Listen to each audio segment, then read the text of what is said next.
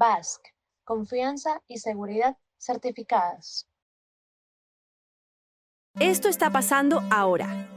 Contenedores contaminados en los principales puertos del país. Empresas exportadoras bajo investigación y pérdidas millonarias en segundos. Pero hay una pregunta clave, sí, con prevención real, con protocolos, controles y trazabilidad en cada paso. Las empresas afiliadas a BASC reducen estos riesgos. Y si ocurre un incidente, pueden demostrar que cumplieron. Protegen su carga y protegen su empresa. No espere el problema, prevéngalo.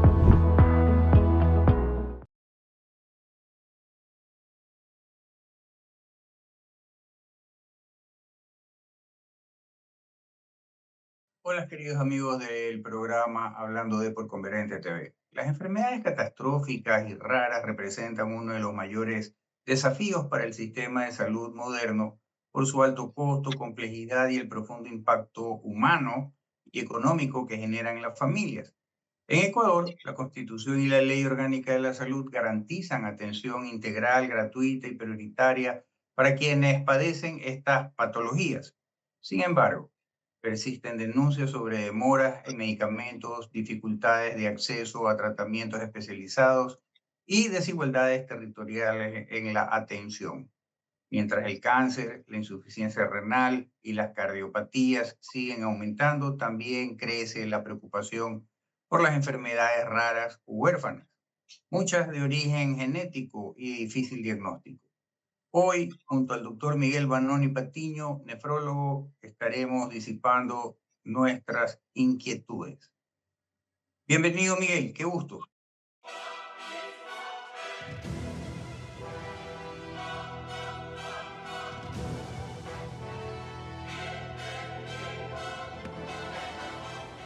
Muchas gracias, mi querido doctor Apolo. La verdad es que gracias por esta invitación y por este espacio, porque creo yo que aquí lo más importante es tener los conceptos claros, ¿no? Las enfermedades catastróficas, efectivamente, como usted lo acaba de mencionar, son primero de alto riesgo para la vida, tienen que tener esta característica. Lo segundo es que son enfermedades crónicas, son enfermedades prácticamente incurables y que más que atención inmediata requieren una atención a través del tiempo, por eso son crónicas y son de atención prolongada. Y esto conlleva a estas enfermedades a un costo de atención en salud pública y privada muy, muy elevado. Entonces, estamos hablando de un costo elevado cuando esto supera, por ejemplo, el valor de la canasta básica familiar. Es decir, o comes o sobrevives. O sea, ese es el dilema. Entonces, debemos saber que en el Ecuador pues hay ah, un acuerdo ministerial, discúlpame, que creo que es el 1829, data del año 2013, en el que se puede reconocer a estas enfermedades como catastróficas, que ya están reconocidas, y según el Ministerio de Salud, pues son varias, ¿no? Enfermedades cardiovasculares, valvulopatías, todo tipo de cáncer está incluido en esto, la insuficiencia renal crónica, los tumores cerebrales. Y con la insuficiencia renal crónica, por lo menos los datos claros son que cada paciente en diálisis cuesta de 1.400 a 1.500 dólares por mes por el tiempo que estos pacientes vivan o se trasplanten. Pero el trasplante de órganos y tejidos también está dentro de las enfermedades catastróficas. Por ejemplo, la secuela de quemadura grave. Un paciente que ha sido quemado, ha recibido una quemadura y ha sobrevivido a esta quemadura severa, el tratamiento es tan prolongado que convierte su quemadura en una enfermedad catastrófica. Las malformaciones arteriovenosas cerebrales, hay algunos síndromes como el de Klippel-Trenaunay y las aneurismas toracoabdominales. Sin embargo, también debemos mencionar que hay enfermedades como la diabetes tipo 2. Esto hay que tomarlo muy en serio por la gran pandemia que hay de obesidad y diabetes. La obesidad no está incluida como tal, pero puede llevarte la obesidad al desarrollo de diabetes. El HIV o el VIH, la insuficiencia renal, obviamente, pues en los pacientes con tuberculosis y enfermedad pulmonar obstructiva crónica. No hay que confundir catastróficas con raras, porque a veces hay ese malentendido. Las enfermedades raras tienen las mismas condiciones, pero con una frecuencia mucho menor. Es decir, que más allá de que son de alto gasto, estas en cuanto a la incidencia, comparadas, por ejemplo, con la enfermedad renal crónica o la diabetes, pues es una incidencia mucho, mucho menor. Y de hecho, el Ecuador reconoce 106 enfermedades raras de las las más de 15.000 que hay a nivel mundial, con lo cual ya quedamos en deuda, pero bueno, por lo menos estamos avanzando un poco con eso. Así que, como para introducción, para tener claro, esto son las enfermedades catastróficas, mi querido doctor. Ahora, ¿cómo definirías tú, Miguel, actualmente la situación de los pacientes con enfermedades catastróficas y raras en el Ecuador? Primero creo que hay que entender que hay un marco legal, el artículo 35 de la Constitución habla de que las personas con enfermedades catastróficas, como bien lo mencionó al inicio de su ponencia, reciben atención prioritaria y especializada. Esto en papel le suena muy bueno, y aparte el artículo 50 dice que hay derecho a la atención especializada y gratuita en todos los niveles, es decir, Ministerio de Salud Pública, pacientes afiliados al IES, pacientes del ISPOL, pacientes del ISFA. O sea, todo ecuatoriano que tenga una enfermedad catastrófica rara debe estar cubierto por estas entidades, dependiendo de si aporte o no aporte, si es policía, si es militar. Entonces, esto en papel le suena fantástico, pero lo cierto es que ni hay los medicamentos completos, ni hay los tratamientos prolongados. Por ahí lo que se atiende regularmente es los pacientes en diálisis, los pacientes que se hacen cirugía de corazón, las valvulopatías, pero como les dije desde el principio, pues esto es un marco teórico, pero yo creo que hay un área de oportunidad enorme, primero porque presupuesto hay, el presupuesto ahí está destinado y se ocupa apenas el 20% de este presupuesto. Hay que entender, haciendo una auditoría adecuada, dónde está el resto de este dinero, el cual ha sido destinado ya desde hace muchos años, no del gobierno anterior, ¿no? Si hay presupuesto, Miguel, entonces el problema está en la capacidad operativa del sistema de salud. No solamente es eso, hay desabastecimiento de los medicamentos. Mira que hay mapeados, están como 123 fármacos para ese tipo de enfermedades y actualmente se están adquiriendo apenas 42. Tengo entendido que la contratación actual que está haciendo de gobierno a gobierno con el gobierno de India va a ser una oportunidad para tener medicamentos a un costo de precio contenido, gobierno a gobierno, para poder surtir todo esto. Lo importante no solamente es hacer el acuerdo, sino que una vez que lleguen al costo y flete puesto acá, puede haber una auditoría de qué es lo que se está comprando, porque una vez que tú sabes cuánto tienes, cuánto te queda en stock y cómo tienes que distribuirlo, pues vas a poder hacer una repartición equitativa. Y la equidad como tal debe darse en todos estos aspectos. Y si tú no tienes un buen sistema, no solamente de abastecimiento, sino un buen sistema de control, un sistema de auditoría, pues entonces vamos desnudos. O sea, tenemos reconocidas pocas enfermedades, tenemos pocos medicamentos de los cuales hay que utilizar. Estamos desabastecidos de los medicamentos y cuando te abasteces de los medicamentos, no hay quien los cuide bien porque no tenemos cómo controlar qué entra y qué sale.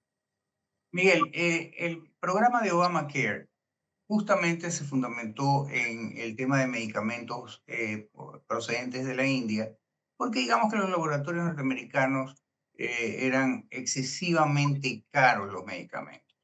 Y una de las críticas que después le hicieron al programa de Obamacare era la calidad de los medicamentos. Entonces, en este caso, en que vamos a hacer una compra directa de país a país, de Ecuador a India, sobre los medicamentos, ¿qué seguridad hay de que los medicamentos tengan las condiciones requeridas para el tratamiento de los pacientes de enfermedades catastróficas y raras? Qué buena pregunta. Es que no se trata de que sean de India ni que sean de China, se trata que sean de calidad.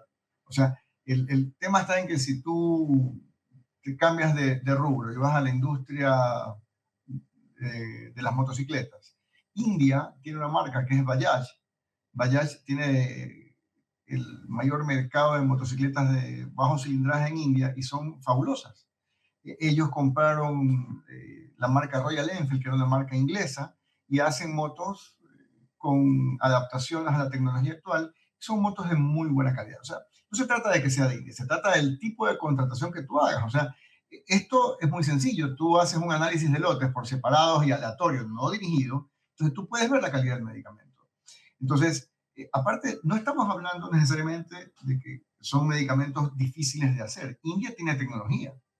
O sea, convengamos que China tiene tecnología, India tiene tecnología, y tiene la tecnología para hacer quimioterápicos, tiene la tecnología para hacer antirretrovirales, tiene tecnología para hacer medicamentos para diabetes, medicamentos para hipertensión arterial, No, aquí no estamos hablando, no podemos decir que porque sea de India o porque sea de China la compra sea mala. Acuérdate que en el mercado de retail existe la calidad y el tema de la calidad la pone el billete con el que tú vas a comprar. Si tú dices, dame lo más barato, te van a dar lo más barato. Es así de sencillo. Entonces, esto no se trata de que sea de India, que sea de China, que sea de Pakistán, que sea de donde sea, siempre y cuando los estándares de manufactura, las buenas prácticas sean cumplidas para que el producto tenga el porcentaje, el miligramaje, la calidad y por ende la efectividad. Aquí lo que estamos haciendo abaratando el costo del branding, de la marca. O sea, no estás comprando la marca Kentucky Fried Chicken, donde estás comprando el pollo frito rostizado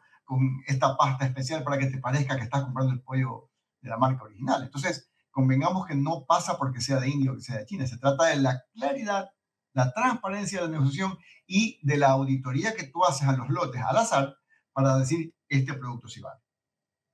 Ahora, evidentemente el tema también es un costo. Yo estaba leyendo en días anteriores que los farmacéuticos ecuatorianos le están pidiendo al Estado ecuatoriano que ante el tema de la compra con India, que no se olviden de ellos y que también los consideren. Pero ahí el tema es costo-beneficio, ¿o estoy equivocado? El tema es la seriedad. O sea, yo no voy a poner en tela de duda que en Ecuador puede haber manufactura adecuada, pero también te puedo decir a ciencia cierta, sin darte nombres, que compran medicamentos caducados.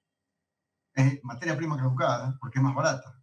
Y esa materia prima, aquí este es un tema sumamente difícil de hablar porque el tema de la caducidad de algo, en especial de los medicamentos, tiene que ver con lo que hace el fabricante para protegerse ante la biodegradación del producto a través del tiempo.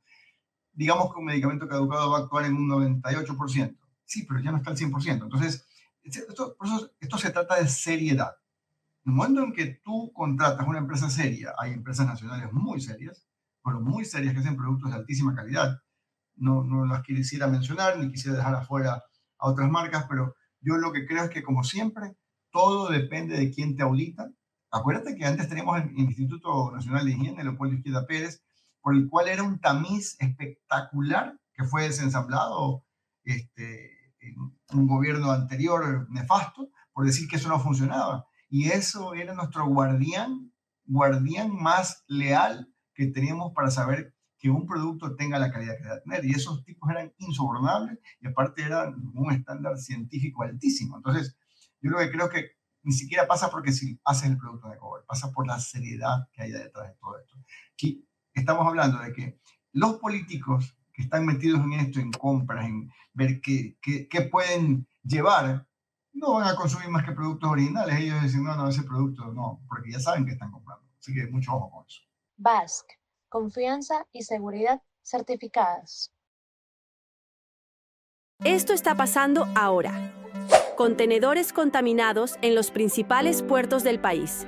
Empresas exportadoras bajo investigación y pérdidas millonarias en segundos. Pero hay una pregunta clave, sí, con prevención real, con protocolos, controles y trazabilidad en cada paso. Las empresas afiliadas a BASC reducen estos riesgos.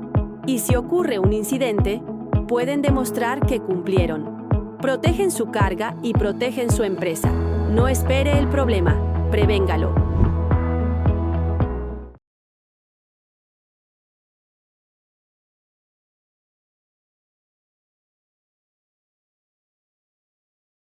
Ahora, ¿qué impacto, Miguel, qué impacto emocional, tú que has estudiado también el tema de la medicina, la humanización de la medicina, qué impacto emocional y económico enfrenta una familia cuando uno de sus miembros es diagnosticado con una enfermedad catastrófica?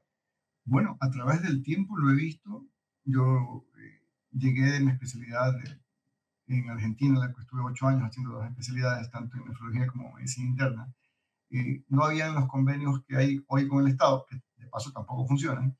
Y entonces llegaba un paciente al hospital Luis Vernaza y yo le decía, tiene que hacer diálisis. Y me decía, yo creo en el Señor Jesucristo, voy a orar porque Él me va a sanar. O sea, el tipo no tenía seguro social, no tenía dinero para pagar su diálisis, el Ministerio de Salud no lo cubría en ese momento y se iba a morir a su casa. Obviamente los milagros no existen, tienes que salir a hacer los milagros, porque al final yo lo que creo es que es una enfermedad crónica, no transmisible, como la diabetes y la hipertensión, que no las cuidado de forma adecuada, pues te va a llevar indefectiblemente a diálisis. Hasta el 35% de los pacientes hipertensos y diabéticos pueden llegar a necesitar diálisis. Entonces, si durante 20 años no has cuidado tu presión ni tu glucosa, ya te has comido toda la fiesta, todos los caramelos de la fiesta, pues obviamente que esa fiesta va a tener un costo al final de 24 o 25 años y vas a terminar en diálisis. Entonces, creo yo que es injusto al final, cuando alguien no se cuida, que entre todos tengamos que pagar esa fiesta. Por eso es que creo que hay que trabajar mucho en prevención. Ahora, quiero dejar algo muy claro. En prevención tú puedes trabajar en las enfermedades crónicas no transmisibles que te llevan muchas veces a una enfermedad catastrófica. No así en las enfermedades raras que habitualmente son genéticas, más del 80%. Es decir, si tú tienes una condición genética con la cual ya naciste con eso, caramba, qué pena, y hay que darle atención por un tema de equidad. Pero las enfermedades crónicas no transmisibles en la cual el tipo con obesidad, el tipo con hipertensión, el tipo con diabetes, el tipo que ha estado tomando antiinflamatorios sin ningún control médico y llega a dañar su riñón, pues yo creo que hay que trabajar mucho en prevención, en educación, para quitarle la venda de los ojos a los pacientes, porque no se trata que yo te consuele al final del camino, porque nadie quiere estar enfermo, pero tienes que ganarte ese estado de salud. ¿Cómo te ganas ese estado de salud? Comiendo de forma adecuada, haciendo actividad física regular, incluso cuidando tus pensamientos emocionalmente cómo estás, porque de acá sale todo el control para cuidar lo que está abajo. Entonces, es muy importante tener algo de salud mental en medio de todo esto. Entonces, creo yo que la prevención es la base para un país como el nuestro. Ya no sé si está mal si decir que estamos en vías de desarrollo, si es un país segundo o tercermundista. Lo que sí te puedo decir es que el gasto en salud pública es altísimo, no lo alcanzamos a cubrir, que el presupuesto que hay asignado no se lo están asignando de forma adecuada, que no hay una auditoría adecuada. Entonces, es una mezcla de cosas y si a esto le sumas la corrupción, que la hay, eso está descrito, las mafias que las hay, pues tienes un caldo de cultivo para que nada funcione. Nada funciona. Yo creo que si los funcionarios públicos entendieran que son empleados de los 16,5 millones de ecuatorianos y no pueden manotear el dinero ni comprar medicamentos de mala calidad, la plata alcanzaría, el dinero alcanzaría, aunque sea para dar una atención digna, justa y con equidad. Pero si de lo que hay se llevan el 70%, pues no va a quedar para nada. Ahora, Miguel, hablando de prevención y mitos. Prevención. Antiguamente el tema era que las madres de familia, las abuelas decían, ay, qué niño tan lindo, tan gordito, tan sanito. Hasta Robusto. que, sí, pero se Robusto. decía que lindo, gordito, lindo, dan ganas de comérselo, apachurrarlo, clavarle el diente, etcétera. Ahora, hablando de prevención, eso para nada es saludable tener a un niño con obesidad, porque seamos claros, un niño extremadamente gordo es obeso. Entonces, ¿cómo rompemos estos mitos y cómo vamos de alguna u otra manera cambiando, dándole la vuelta a la página para decir, ¿sabes qué? El niño tiene que alimentarse bien de esta manera, patatín, patatán, nada de que exceda los límites del peso, porque las consecuencias a largo plazo van a ser estas. Primero, educación. O sea, hay que invertir en educación. Cuando tú inviertes en un pueblo en educación, pues vas a tener, después de 25 años, un pueblo mucho más culto. Si no, podemos hacer aquí un foro político, comparemos dos islas. Ya sabes que voy a comparar. Claro. Singapur con Cuba. Una isla hace 50 años que era un polvorín lleno de serpientes y animales, y la otra que era uno de los mejores lugares para pasar vacaciones y vivir en Estados Unidos. Después de la Revolución Cubana y luego de la Revolución de Singapur, pues ves que hoy Lee Kuan Yew, tienes tú la mano de hierro de un lado y la mano que se llevó todo para los cubanos del otro lado. Entonces, esto se trata de educación. Cuando tú educas a la gente, le quitas las creencias. Cuando tú les das el opio de los pueblos y les metes creencias y les metes caudillos, en ese momento esos caudillos que se van llevando todo y solamente ellos mejoran, pues el pueblo queda lamentablemente oprimido y un pueblo poco educado es un pueblo que no se va a poder defender. Entonces, la educación es fundamental, primero. Lo segundo, el tema de la educación incluye el aspecto nutricional. Cuando tú hablas del niño gordito, robusto, que de alguna manera no se puede hablar de esto, no puedes hablar de obesidad porque empiezas a ser segregador, haces bullying. A ver, si tú tienes obesidad, tienes una enfermedad. te van a doler las articulaciones, va a aparecer tempranamente hipertensión, va a aparecer diabetes tempranamente, aumenta tu riesgo de cáncer, aumenta tu riesgo de apnea obstructiva del sueño.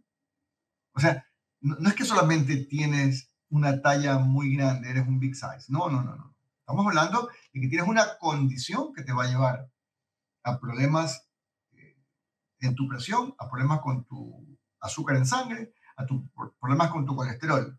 Si sumas estas tres cosas, le estás metiendo una bala diferente al tambor con el que juegas en la ruleta rusa a ver cuál te sale. Infarto de corazón, infarto de cerebro, diabetes. O sea, en ese momento tu vida cambia para siempre. ¿Y dónde debes empezar esto? Educación. Tratando de meter conciencia a la gente de una alimentación más saludable, la actividad física regular, el control del niño sano. El pediatra debe pedir colesterol, debe pedir triglicéridos, debe tomar la presión. Los pediatras solamente ven peso, talla y no le toman la presión al niño y no sabe si tempranamente estos niños que nacen con obesidad o que nacen prematuros, un niño que nace prematuro está condenado a desarrollar hipertensión tempranamente. Hijos de padres diabéticos con sobrepeso van a desarrollar tempranamente diabetes. Entonces, yo lo que creo es que la conciencia tiene que ver con la información. ¿Cómo estás consciente si no tienes la información? Entonces, en la educación, la educación tanto familiar como académica es fundamental. Fundamental. A partir de ahí, cambias el estilo de vida. Claro, una de las cosas que siempre dicen, es que no tenemos plata, no nos alcanza, comemos una vez al día y tal. Pero claro, están pensando en la receta normal, están a ver si se come una hamburguesa, entre comillas, el arroz con menestra y carne asada, un pilo de carbohidratos. La cocina ecuatoriana está hecha para que sea la reina de los carbohidratos. Ejemplo, el tema del puré de papas con arroz, con carne apanada y el maduro frito es el non plus ultra del carbohidrato.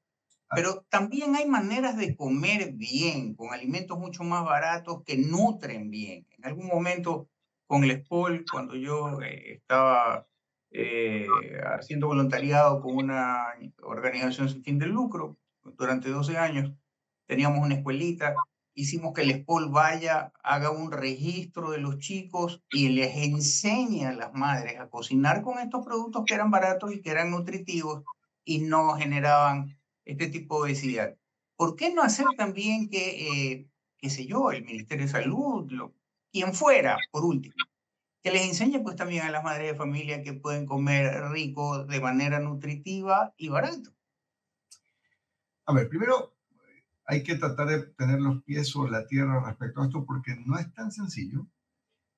Hay que buscar soluciones prácticas. Hay que entender que el precio y el costo de las proteínas animales siempre va a estar por encima de las proteínas vegetales. Con lo cual quiere decir que las poblaciones más vulnerables, más pobres, pueden tener una dieta un poco más vegetariana porque va a ser lo que esté más al alcance de todos. El consumo de carne, de soya, es algo que no se le ha dado el willing adecuado. Un país costero que tiene un litoral tan enorme con una riqueza en pescados y mariscos, creo que debe mejorar el tema de precios para que por lo menos tengamos acceso a esa proteína que va a ser más barata y está en abundancia en nuestro mar. Y lo otro es entender el valor de ciertos vegetales. Por ejemplo, nuestro famoso plátano verde. Es un carbohidrato, pero también tiene una proteína animal muy buena. Entonces, el problema es cómo lo haces. Si tú haces un verde asado, tienes ahí buen aporte proteico y un aporte mediano de carbohidratos. El problema está, como tú acabas de decir, es la mezcla maquiavélica que hay. Y el plato, te lo voy a hacer más típico todavía, arroz con menestra, son dos carbohidratos. El arroz con menestra viene decorado con una trilogía de patacones. Los patacones ya pierdes el poder beneficioso cuando tú tienes arroz y tienes aparte un grano, que es la lenteja o el frijol. Y, ¿por qué no?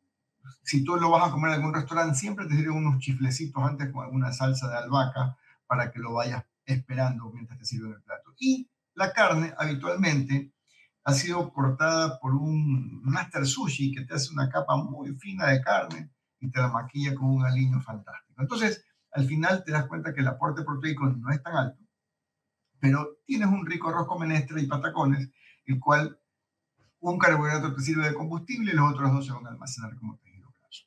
Y si aparte de eso ese paciente tiene estrés y no hace actividad física y lo hace a la noche, obviamente que eso se va a acumular como tejido graso. Y ese tejido graso no es el que sale con la liposucción, como mucha gente cree. Ese tejido graso se infiltra en tus músculos, se infiltra en tu corazón, se infiltra en tu hígado, se infiltra en tu riñón y te va dañando los órganos y tu riesgo de cirrosis aumenta, de falla renal crónica aumenta, el riesgo de falla cardíaca aumenta y obviamente desgrasar el cuerpo de un paciente que ha venido comiendo mal durante años es muy complicado y cuando ya te enfermas, definitivamente es mucho más caro pagar la enfermedad que pagar la prevención de forma adecuada. Bueno, Miguel, hay diabéticos, perdón, silenciosos. No saben que tienen diabetes y siguen ahí por la vida tan panchos como que si nada pasara, como Johnny Walker, decían por ahí en la calle. ¿Cómo poder determinar que eres diabético? ¿Qué sé yo? ¿Cuáles son los síntomas y tal? Porque a veces yo he visto mucha gente que, de hecho, tengo un primo que pesaba como 400 libras, ahorita está en 300. Y yo le decía, oye, tú debes de ser hipertenso, tienes que ser diabético, tienes que ser todos los males a vivir por haber. Me dice, te enseño mis exámenes, están perfectos. Le digo, tú le pagaste para que te den el examen de otro. ¿Cómo poder determinar el tema de que eres diabético o Sí. no? Aún siendo delgados, porque hay delgados que son diabéticos. A ver, primero hay que entender que la diabetes como tal, básicamente hay tres tipos de diabetes, la tipo 1, la tipo 2 y la gestacional. No existe la diabetes emocional y la más común, digamos que el 98% de los pacientes son diabéticos tipo 2 y el resto son diabéticos tipo 1. Eh, el diabético tipo 1 empieza habitualmente en la juventud o en la infancia y el diabetes tipo 2 ocurre habitualmente en la vida adulta a partir de los 20 hasta los 40 años y va muy asociada a sobrepeso. No digamos a obesidad, pero con obesidad de ley vas a tener insulinoresistencia y luego vas a desarrollar diabetes. Ahora, los síntomas. No hay síntomas. La hipertensión, asesino silencioso. La diabetes, un asesino silencioso. Si tú no vas a un chequeo anual, nadie se va a enterar de que estás enfermo. Si tú estás obeso, quiere decir que no tienes espejos y por más que tengas tus exámenes bien, el obeso sano como tal no existe. En algún momento, esa, entre comillas, estado de sanidad se va a ir al traste. ¿Por qué? Porque ese paciente pues, va a tener insulinoresistencia, va a tener dislipemia, hipertensión arterial y va a desarrollar, como le dije al principio, un paciente obeso tiene más riesgo de apnea del sueño si ronca, tiene más riesgo de arritmias nocturnas y muerte súbita en la cama, más riesgo de hipertensión arterial, más riesgo de diabetes, más riesgo de cáncer, más riesgo de disfunción eréctil, más riesgo de piedras en los riñones, más riesgo de enfermedad renal crónica, tienes más riesgo de morir. Es decir, no es solamente un tema de talla, un tema de bullying, un tema de que te van a estigmatizar, es un tema de que estás enfermo y no lo ves. Entonces, la mujer, digamos que después de menstruar, va al ginecólogo y el ginecólogo la ve cada cierto tiempo. Se embaraza, va al ginecólogo. El ginecólogo le pide un examen, le toma la presión y detecta a tiempo algo y la manda al cardiólogo, al clínico, al nefrólogo, al endocrinólogo. Pero en cambio el hombre, después de que deja al pediatra, a los, digamos, si tienes suerte y tus padres te amaron un poco, te llevaron hasta los 12 años al pediatra. El siguiente médico que vas a ver cuando ya estés obeso, hipertenso y diabético va a ser en tu primer infarto el cardiólogo. Es decir, van a pasar desde los 12 o 14 años aproximadamente 20 y pico de años, 25, 26 años, hasta que te ve otro médico. ¿Por qué? Porque no hay cultura del paciente sano.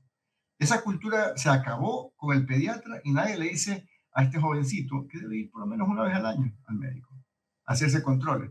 Eso es más barato que pagarle $1.500 por mes a un paciente en diálisis, que pagarle $3.000 por mes lo que puede costar en medicación a un paciente en diálisis con falla cardíaca. Y si a su vez tiene un accidente cerebrovascular, lo amputan, hay que hacerle terapia de láser en la retina, sale carísimo. O sea, estamos hablando de que te vas a morir a plazos y vas a asistir a tu invalidez. Entonces, la conciencia, hay que despertar a la gente a que entienda que es mucho más barato hacer prevención. Si tú comes bien, haces ejercicio, tienes sanidad mental, tus posibilidades de que genéticamente se active algo para que se declare una enfermedad en ti va a estar mucho más lejos. Con el envejecimiento, los genes van a saltarte por algún lado, alguna enfermedad. Después de los 55 años, hasta el 95% de las personas van a desarrollar hipertensión arterial. Pero si tienes obesidad, diabetes, sobrepeso, obviamente eso se va a presentar antes. Entonces, insisto, la educación, tanto de casa como académica, la culturización del ser humano, te abre un poquito la cabeza para entender, oh, no me hice controles hace 2 años. Cuando yo me descubrí mi diabetes, que tengo diabetes hace 16 años, yo había pasado año y medio mi control anterior, en la que ya estaba con la glucosa ahí, pero tú miras para un costado porque pasas cuidando a todo el mundo, comprándole lo que necesita tu familia, cumpliendo con los colegios, la universidad, y tú vas al final. Entonces, nuestro sentido de urgencia, de amor propio, se pierde por andar cumpliendo los sueños de todos. Al final terminas pagando el resto de la mitad de tu vida medicamentos para salvarte y no morir tan lesionado. Entonces, la conciencia es muy importante. Bien, vamos a las redes sociales y los mitos. Te Vamos. haces la banda gástrica y te curaste la diabetes. Tomas la pastillita esta y curaste la diabetes. Tomas el juguito de la hierbita no sé cuantito y te curaste de la diabetes. ¿Qué tan real es de que la diabetes se cura? La diabetes, ninguna enfermedad crónica no transmisible, como hipertensión, como diabetes, tiene cura. Tiene tratamiento para regularla y tú puedes, si bajas de peso, por ejemplo, yo empecé con insulina hace 16 años, bajé 70 libras de exceso de peso, me saqué la insulina y empecé con terapia oral. He seguido 16 años con terapia oral, recién la semana antepasada empecé con un inyectable que se llama agonista de receptores LP1, que es semaglutide, que es un medicamento inyectable, que ahora todo el mundo por moda se lo pone para bajar de peso. Yo me lo pongo porque tengo derecho, soy diabético.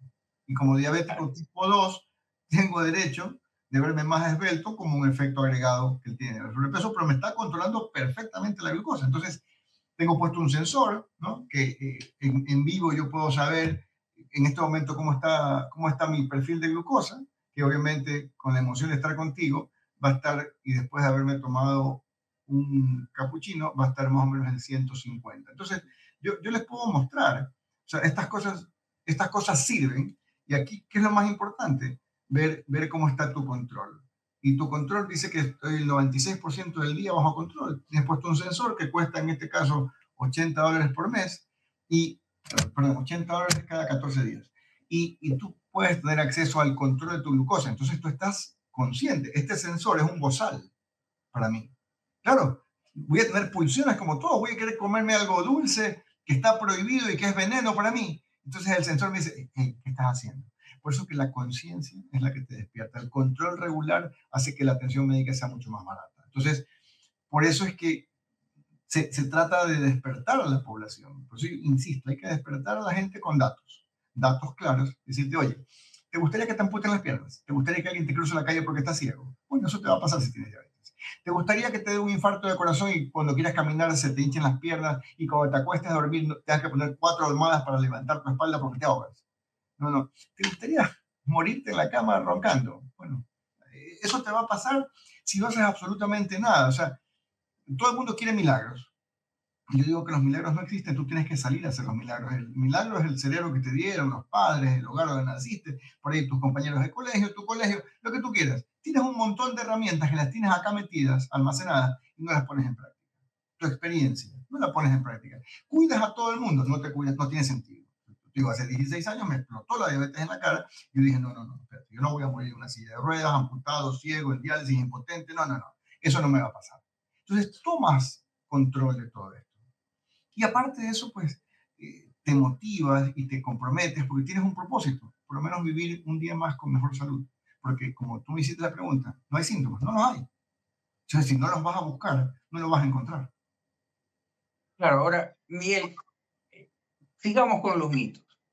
Que se me bajó el azúcar, tómate un chocolate. El chocolate tengo entendido que no sirve para bendita la cosa, más allá de para tener satisfacción de algo dulce en la boca, pero no es la solución.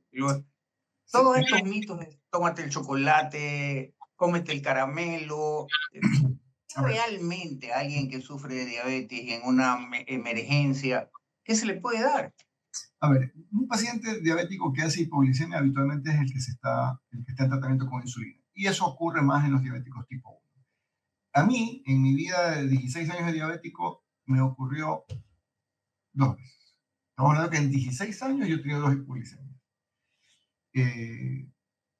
Creo que tú tienes un caso muy cercano y en el cual la hipoglicemia está a la orden del día, y yo creo que en el diabético tipo 1 es otro tipo de paciente. En esos pacientes sí, un caramelito de vez en cuando sí puede servir si no tienes a la mano un alimento que sea un carbohidrato primario o secundario que te ayude a reponer la falta y para eso tienes que tener una cosa que se llama dieta fraccionada. Imagínate mi mano. La dieta fraccionada es que tú tienes 3 alimentaciones en el día, que son el desayuno, el almuerzo y la cena. Pero aquí, en medio de esto, tú puedes tener una cosa que se llaman colaciones. Y las colaciones son para evitar que este paciente diabético tenga esto. Si aparte de eso tú le sumas estrés o infecciones no diagnosticadas, pues ese paciente puede hacer hipoglicemia o hiperglicemia. Son pacientes muy lábiles. Estos pacientes tienen que estar en control con su endocrinólogo y tienen que tener un peso adecuado y tienen que ganar masa muscular porque el diabético tipo 1 es habitualmente un paciente delgado y ese paciente tiene que una pérdida acelerada de masa muscular. Y la masa muscular es un colchón de salud. Cuando tú desarrollas masa muscular, todo cambia. Mañana te da una neumonía, te internan, tu músculo te salva de que no termines en una silla de ruedas haciendo rehabilitación después. Digamos que sales de la infección y un poquito disminuido muscularmente, pero tienes ese colchón. Pero si ya llegas sarcopénico, que es con muy poco músculo, y aparte dinapénico, con músculos muy débiles, no solamente poco músculo, sino un músculo poco eficiente. Porque por ahí no se trata de grosor muscular, sino de tonificación.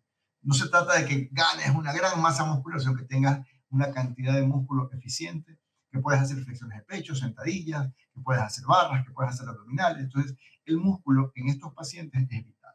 BASC, confianza y seguridad certificadas. Esto está pasando ahora. Contenedores contaminados en los principales puertos del país.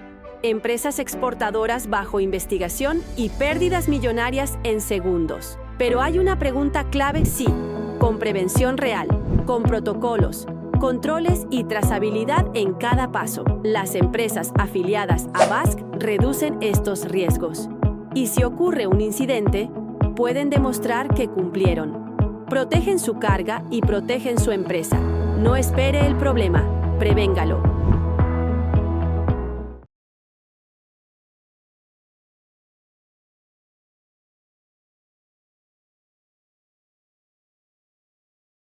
Miguel, subamos un poquito el tono en el tema de este tema de la diabetes.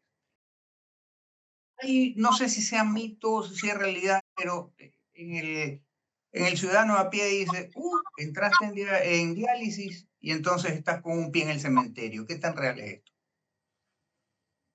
A ver, te lo voy a contar de una manera sumamente sencilla y con una empatía única. Primero porque nadie quiere sentarse a hacer diálisis en una máquina y estar 4 horas 3 veces por semana. Sin embargo, yo, Miguel Banoni, sabiendo lo que sé de medicina interna y de nefrología, si mañana, por alguna razón extraña a mi control, pierdo mis riñones, más allá de buscar un trasplante de riñón, sé que la diálisis me va a mantener vivo, con una buena calidad de vida. El problema está en que uno asocia a la muerte con la diálisis porque entra el paciente ciego, amputado, con un infarto de corazón a cuestas. Entonces su calidad de vida ya era mala antes de la diálisis. Con la diálisis se vuelve peor. Y ese paciente muere no por diálisis, porque la diálisis te salva de lo que los riñones no pueden hacer. La diálisis, para fines prácticos, es que tú te conectas a una máquina que tiene un filtro por la cual van a pasar tu sangre durante 4 horas y le van a limpiar de las toxinas que tus riñones enfermos no pueden limpiar. Entonces, la diálisis no te mata. La diálisis evita que te mueras urémico, con toxinas, ahogado en tu propia sangre que se acumula en tus pulmones, ahogado en tus propias toxinas que no se eliminan porque el riñón, que es un filtro que te va a desintoxicar de que el cuerpo funciona, cada célula bota sus propios desperdicios, esos desperdicios se acumulan en la sangre y te matan. Entonces, la diálisis no mata. La diálisis te permite vivir e incluso te permite avanzar para que tú logres un trasplante de riñón, que es el mejor estado de un paciente en enfermedad renal crónica. Es decir, si yo mañana me puedo trasplantar, voy a salir de la máquina, ¿no? Pero tengo una enfermedad nueva, que es el trasplante de riñón, en el que tomo inmunosupresores, que son sustancias que yo tomo por vía oral habitualmente para que mi cuerpo no mate el riñón de otra persona que me ha puesto. Porque aunque sea mi hermano gemelo, que no lo tengo, un hermano gemelo tiene antígenos de histocompatibilidad parecidos, pero no exactamente iguales. Y tienes anticuerpos que van a hacer que si me ponen el riñón de mi hermano gemelo, igual mi cuerpo lo va a rechazar, lo va a tratar de matar, entonces tengo que tomar pastillas para bajar mi sistema inmune. Esas pastillas pueden exponerme a riesgo de infecciones y de muerte, incluso en los primeros 6 meses de trasplante. Entonces, no te trasplantes, no entres a diálisis, trata de cuidar tus riñones. Entonces, ¿por qué yo me pongo, discúlpame, me pierda la combustión y me ponga loco? Me pongo loco porque no hay conciencia de cuánto daño te haces en automedicarte con antiinflamatorios, en no tener un médico clínico de confianza que te cuide y que te lleve a un médico o a otro, no ir a controles médicos regulares, y no detectamos la enfermedad a tiempo, sino muy tarde. Si tú tienes una enfermedad detectada a tiempo, todo cambia para bien. Entonces, mira, pongámonos filosóficos. La vida es un ciclo, todo es un ciclo. Tu trabajo es un ciclo, tu infancia fue un ciclo, tu juventud fue un ciclo, y tu vida en este planeta es un ciclo. Como todos estamos destinados a morir por el hecho de nacer, tratemos de llevarnos las mejores experiencias posibles, y para eso hay que aprender, porque tú no has venido a este mundo a ser feliz, has venido a aprender. Y a medida que aprendes, pues vas a tomar mejores decisiones. Obviamente, un pueblo ignorante, un pueblo sin cultura, un pueblo sin atención médica, es un pueblo que va a vivir más enfermo, tanto de acá como de acá. Entonces, por eso es que la conciencia es muy importante. Y como no, el gobierno no va a salir a salvarte, tú tienes que aprender a defenderte, aprender a buscar un mejor trabajo, aprender a hacer más cosas, a tener un oficio, a poderte desarrollar, y así, a su vez, conocer cómo te tienes que alimentar, qué cosas no debes mezclar, saber que el alcohol también es cancerígeno, que no es lo mismo que te tomes una copa de vez en cuando a que te tomes todo el sueldo el fin de semana, a que tengas 7 mujeres, hijos por todos lados. O sea, la sanidad mental es muy importante para poder cuidar de tu cuerpo. Entonces, uno tiene que tomar conciencia de todo esto. Mira, que hemos dado la vuelta. Tú puedes ser que no tengas tratamientos adecuados, pero si tú estás consciente, trabajas, te vas creciendo, culturizando, pues ya no te lo da el gobierno, te lo das tú. O sea, aquí lo importante es no tener que esperar que algo te caiga del cielo. Pero para eso te tienes que preparar. Claro, ahora, yo tenía un sacerdote muy querido en mi familia y querido para mí. Él fue el rector de mi colegio, el Cristóbal Colón, Monseñor Arroyo. Él se hacía diálisis peritoneal. Tengo entendido que también la más común es la diálisis, la hemodiálisis. ¿Puedes decirnos cuál es la diferencia entre los dos? Desde el punto de vista de lo que le cuesta al Estado, no hay ninguna diferencia. En cuanto a infraestructura, necesitas menos infraestructura. No necesitas una máquina, no necesitas un centro de diálisis, necesitas tener colocado un catéter dentro de tu abdomen. Ese catéter es un catéter que se llama catéter peritoneal cola de cerdo, que va hasta el fondo de tu abdomen, y tú pasas más o menos fundas de 2 litros de líquido, un líquido especial, y este líquido en el peritoneo genera intercambio de sustancias con los vasos peritoneales y extrae agua y toxinas. Luego sacas estos 2 litros y más, porque metes 2 litros, vas a sacar, digamos, 2 litros y medio, y haces Claro. cuatro cambios en el día, lo haces cada 6 horas. También hay la modalidad peritoneal de hacerlo con una máquina cicladora, con 12 horas a la noche. Conectas 8 de la noche y luego te conectas a las 8 de la mañana. No vas a un centro de diálisis, pero todas las noches te conectas a tu maquinita, te acuestas a las 8 de la noche y esa máquina cicladora empieza a pasarte los líquidos que tienen una concentración de glucosa determinada para poder absorber más o menos agua. Y este líquido baño de diálisis que está dentro de tu abdomen, tu peritoneo es la membrana de intercambio, no lo mismo que el filtro que hay en la máquina de diálisis, pero funge como tal, y eso hace que tengas otra modalidad. Aquí en Ecuador me parece que estamos, no sé si es 80-20 o 90-10. Por ejemplo, México tiene una de las tasas más altas de uso de diálisis peritoneal. Los pacientes, por ejemplo, que están en Galápagos, tienen la mayoría de diálisis peritoneal, por el tema de que los centros allá son escasos y es más fácil controlarlo. Los pacientes que están en el oriente hacen diálisis peritoneal en las zonas de los no contactados o cercanas. O sea que es otra modalidad de diálisis, no es ni mejor ni peor, simplemente es diferente, con la cual pues no estás atado a una máquina 4 horas, 3 veces por semana, pero sí a una de 8 a 8, o sea, 12 horas a la noche. Pero Miguel, la familia siempre, más allá de un apoyo, debe ser un soporte en el sentido no solamente anímico, sino también saber y conocer la enfermedad de su familiar. Yo te lo digo por experiencia propia. eh, Debe saber cómo reaccionar ante una determinada situación que se le pueda presentar al familiar. ¿Qué recomendación le darías a esta familia? ¿Dónde instruirse? ¿Qué hacer? ¿Qué buscar? ¿Qué es lo más común? ¿Qué es lo que debe reaccionar más rápido? ¿Qué sé Lo, yo? lo más saludable es que tú tengas un médico de cabecera. Esto es como, tú me acabas de hablar de un sacerdote. Tienes que tener un abogado muy bueno como usted, un sacerdote, o dependiendo del tipo de religión que profeses, hasta un imán puedes tener, ¿no? Si es que practicas el Islam. Y obviamente puedes tener un médico de confianza que sea tu faro, tu guía.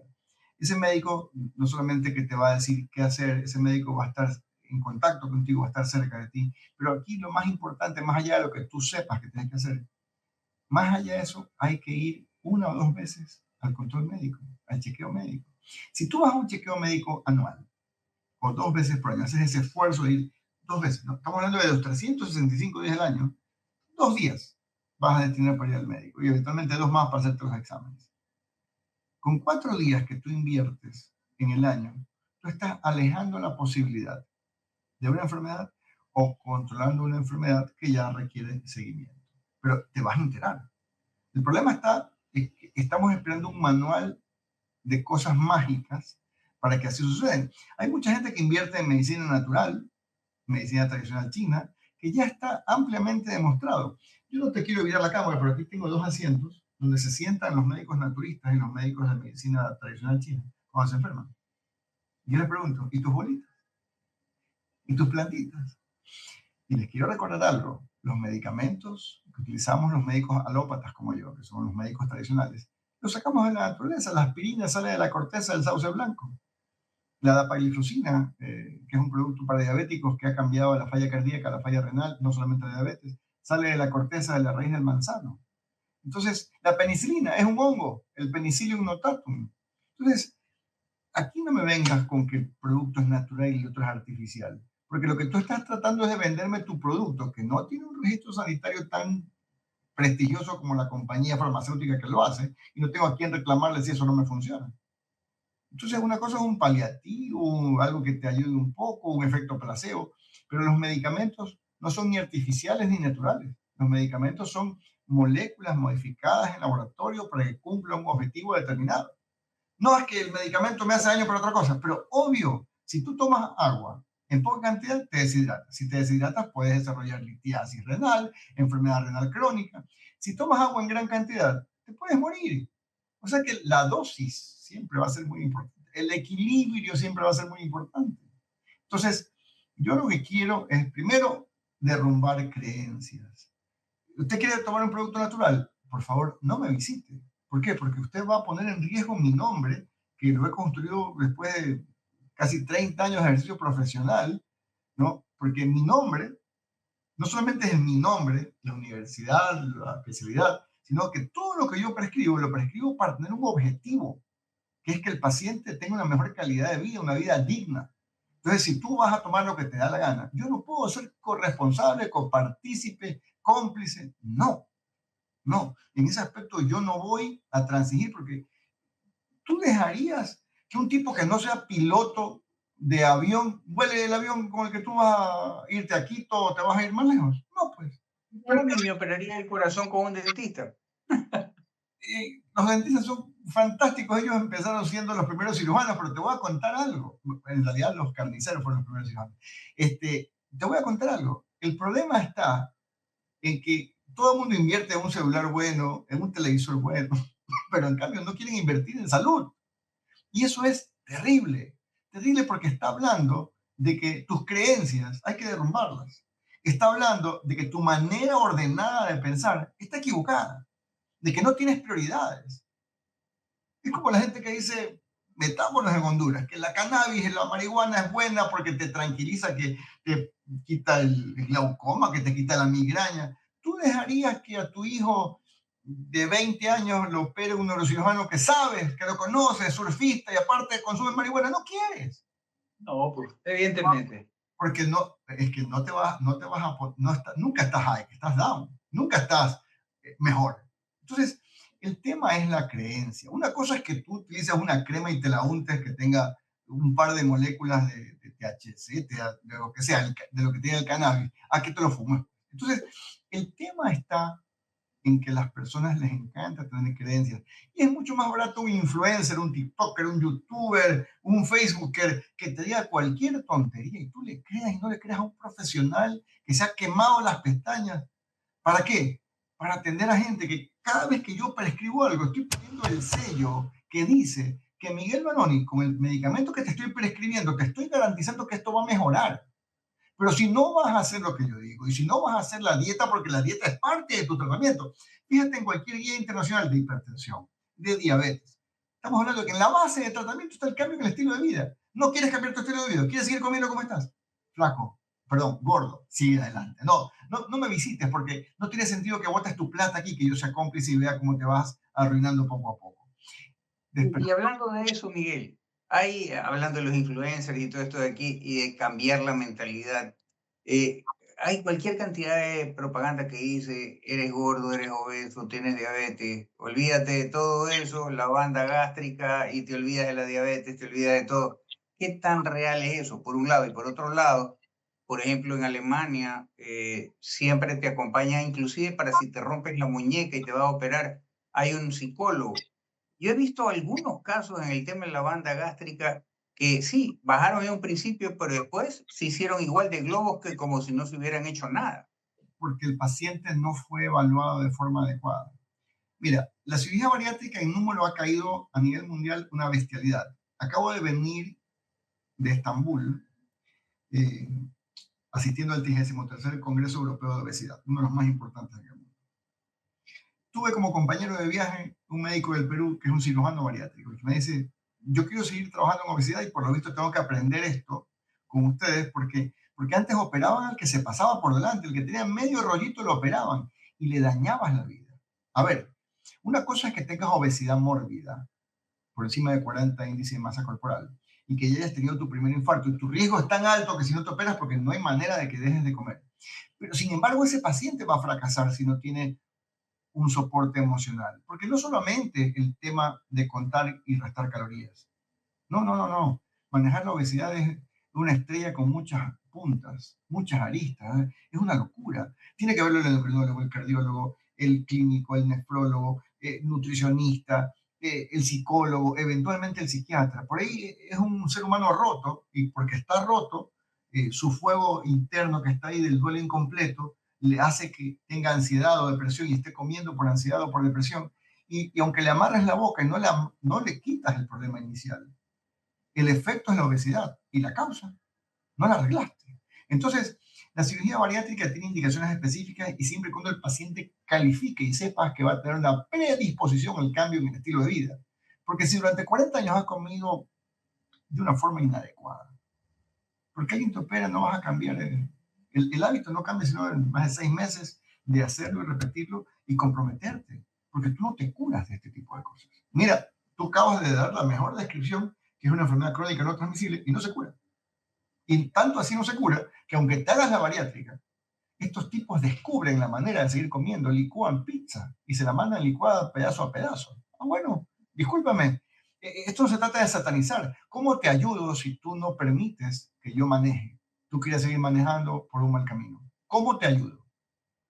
Claro, ahora, ¿se cura o no se cura con la bariátrica la diabetes? Tú mejoras la insulinoresistencia. Si tienes diabetes por la insulinoresistencia, mejoras la insulinoresistencia, pero ese paciente va a quedar en control, va a requerir tabletas, probablemente después de sacar la insulina. Yo bajé 70 libras en cirugía bariátrica. 70 libras es sacarte un representante de la CONAIE encima de la espalda. Entonces, Claro. estamos hablando de que con 70 libras menos, tú no estás cargando un ser humano, ¿sí?, que lo estás llevando a todos lados y que te está impidiendo vivir de forma adecuada. Me puede sacar la insulina y puede regresar a tabletas. Pero decir que curas la diabetes es un acto vil, es un acto bajo, ruin. Solamente un truán podría decir eso. Un tipo que solamente va a estar interesado en lo que va a cobrar al final de la cirugía y no tu beneficio real. Al final, lo importante es tratar de no llegar ni a obeso, ni que la obesidad te lleve a la diabetes o a la hipertensión. ¿Cuál sería tu consejo final, tu reflexión final? Tenemos una hora ya y podríamos pasarnos otra hora de lo más divertido porque el tema da para más. ¿Cuál sería tu reflexión final y tu recomendación final para nuestra audiencia? ¿La quieres filosófica o médica? Porque Las dos. recuerden que la vida es un ciclo que termina con la muerte. Puede ser que antes de que llegue al final ese ciclo, te des cuenta que has tenido una buena vida por los actos que has tenido y por la gente con la que te has rodeado. Pero también puede ser que no estés tan contento, incluido el que aprendas a comer, incluido el que aprendas a cuidar tu cuerpo, porque el cuerpo es como un traje, un estuche que te dan para que tu alma transite en este mundo. Tú lo vas a maltratar o lo vas a cuidar, eso depende de ti. Te vas a morir igual, pero aquí lo importante es poder disfrutar de la vida sin los excesos que te dañen tu cuerpo para que no estés al final del camino, no queriéndote morir y lo único que consigues es no vivir. Entonces, si tienes daños en el pasado, eres un hombre roto, una mujer rota, tienes que repararte, como la técnica del kintsugi, es la técnica de reparación de vasijas con polvo de oro o polvo de platino y resina. Entonces, de ser una persona rota te conviertes en una verdadera obra de arte. Siempre hay opción de empezar de nuevo, siempre hay opción de cuidarse, siempre hay opción de la conciencia, siempre hay opción de que un padre vea a su hijo robusto y le diga, no, no, esto está mal. Lo tienes que poner en un plan de alimentación y actividad física, porque a los niños los tienes que poner a correr. Los niños lo que más les sobra es energía para eso. Si tú aprendes a enseñarles que se debe cuidar y que el amor propio es más importante que el amor hacia los demás, en ese momento tú descubres que a este mundo no has venido a ser feliz, sino a aprender. Y mientras más aprendas, menos equivocaciones tienes, y mientras menos equivocaciones tienes menos problemas. Entonces, la mejor sugerencia, tengan un buen médico, tengan un buen abogado y un buen pastor o sacerdote al lado de ustedes para que tomen mejores decisiones, sanen su mente, entrenen su mente para hacerla fuerte, para que no dependan emocionalmente de nadie, ni de una persona ni de un evento, que solamente te haga feliz el hecho de que sepas que estás vivo, que tienes 5 sentidos con los que te conectas con el mundo y que decides cuidar tu cuerpo. No me queda más que agradecerte, mi querido Miguel, así como agradecer a nuestra audiencia que nos siguen en Ecuador, en Chile, en Estados Unidos, en la triestatal, más allá de Florida, en Nueva York, New Jersey y Connecticut.